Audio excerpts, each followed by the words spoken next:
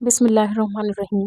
अस्सलाम वालेकुम स्टूडेंट्स। आज के लेक्चर में हम एक थ्योरी को डिस्कस करने वाले हैं जो कि है मॉडर्निज्म थ्योरी।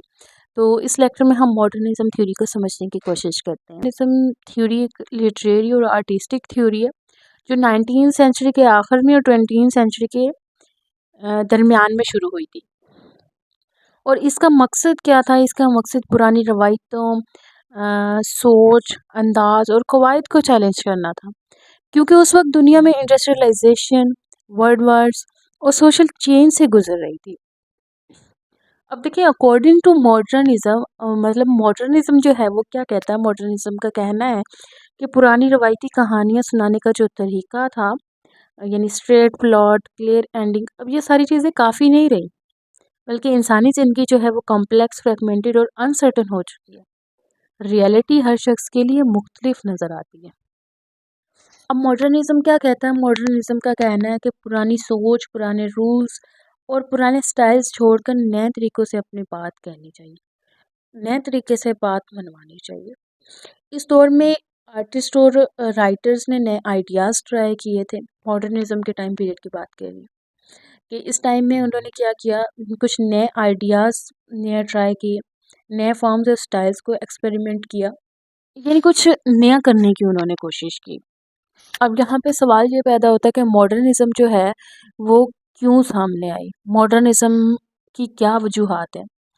इस ज़माने में बहुत बड़ी तब्दीलियाँ होती हुई नज़र आ रही थी, जैसे कि इंडस्ट्रियलाइजेशन, कैपिटलिज्म और तेज़ी से बढ़ता हुआ सोशल चेंज भी नज़र आ रहा था। साइंस और साइकोलॉजी की बहुत ज़्यादा तरक्की नज़र आ रही थी, जैसे कि फ्रॉइड की थ्योरी तो आपने पढ़ी होगी, साइको एनालिसिस थ्योरी। तो इन सारी वजूहात की वजह से मॉडर्निज्म आया था। और इस इंडस्ट्रियलाइजेशन का जो दौर चल रहा था, इसके अंदर क्या हो रहा था, इन सब की वजह से बहुत सारे लोग जो हैं वो एलिनेशन का शिकार हो रहे थे, यानी अकेलापन उनमें आ रहा था। विक्टोरियन मोरालिटी यानी ऑप्टिमिज्म और रिवायती सोच से मुतमईन नहीं रहे थे। इसलिए राइटर्स और आर्टिस्ट ने ये कहा कि पुरानी वैल्यूज़ अब काम नहीं कर रही, तो हमें एक नया एक्सप्रेशन चाहिए, तो हमें कुछ नया करना चाहिए यहाँ पर। तो अब बात करते हैं मॉडर्निज्म की लिटरेचर में क्या अहमियत है, मॉडर्निज्म जो है वो लिटरेचर में क्या है। मॉडर्निज्म मॉडर्निस्ट लिटरेचर का फोकस था बदली हुई दुनिया का सच्चा रिस्पॉन्स, शहरी ज़िंदगी यानी कि अर्बन लाइफ, इंसानी दिमाग और इमोशंस पर वो फोकस कर रही। हेनरी जेम्स और जोसेफ कॉनरेड जो हैं, उनके प्री वॉर वर्क्स जो हैं वो मॉडर्निस्ट माने जाते हैं, लेकिन एज अ मूवमेंट मॉडर्निज्म ज़्यादातर वर्ल्ड वार वन के बाद में ही शुरू हुआ था। हकीकत में वो वर्ल्ड वार वन के बाद में स्टार्ट हुआ था। अब यहाँ पर वर्ल्ड वार वन का भी बहुत सारा असर नज़र आता है, यानी कि इस जंग ने लोगों का वेस्टर्न सोसाइटी पर यकीन तोड़ दिया था, यानी उनकी जो होप की जगह डिसइल्यूशमेंट ने ले ली थी। ज़िंदगी फ्रेगमेंटेड और मीनिंगलेस लगने लगी थी उनको।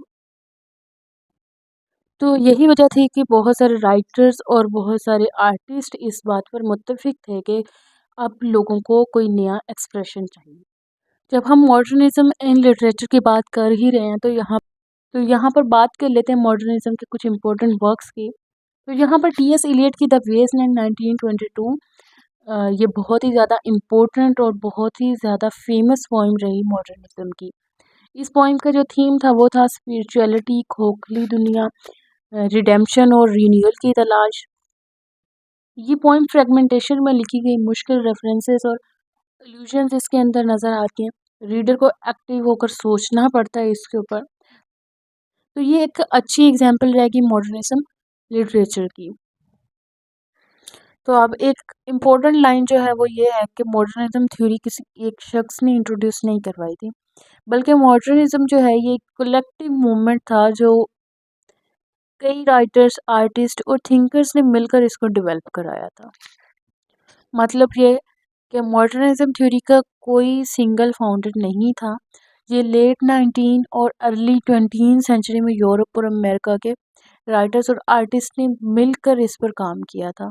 उनकी मेहनत और उनकी सोच का ये नतीजा है मॉडर्निज्म। तो यहाँ पर अब मॉडर्निज्म मॉडर्निज्म लिटरेचर के बहुत ही फेमस जो राइटर्स थे वो थे टी.एस. इलियट, जिन्होंने द वेस्टलैंड लिखा था। जेम्स जॉयस थे, वर्जीनिया वुल्फ थी, एज़रा पाउंड थे। तो ये इन्होंने बहुत ज़्यादा काम किया मॉडर्निज्म में, जिसके नज़र आते हैं फिलोसफिकल एंड साइकोलॉजिकल इन्फ्लुएंसेस। इनके मॉडर्निज्म पर असर डालने वाले कुछ थिंकर्स थे।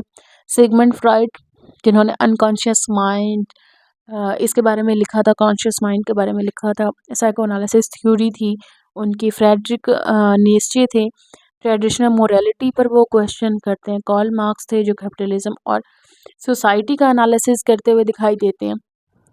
इन लोगों ने डायरेक्ट थ्योरीज नहीं दी, लेकिन मॉडर्निस्ट सोच को इन्फ्लुएंस ज़रूर किया। तो यहाँ पे आप इस तरह से कह सकते हैं कि modernism is not attributed to a single theorist. It emerged as a literary and artistic movement through the collective efforts of early 20th century writers and thinkers such as T.S. Eliot, James Joyce, Virginia Woolf and Ezra Pound. तो आज के lecture में बस इतना ही। मिलते हैं next video में, तब तक के लिए अपना बहुत सारा ख्याल रखिएगा। अल्लाह हाफिज़।